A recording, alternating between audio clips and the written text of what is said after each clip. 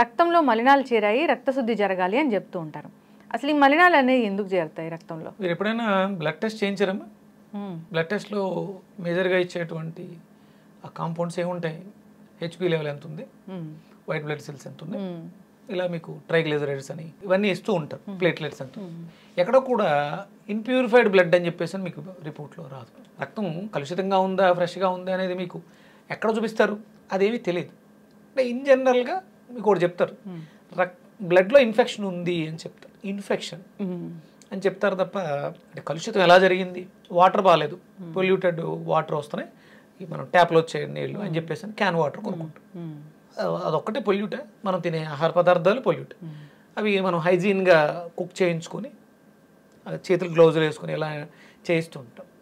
కానీ maximum 70-80% polluted oxygen అని మనం స్వీకరిస్తున్నాం.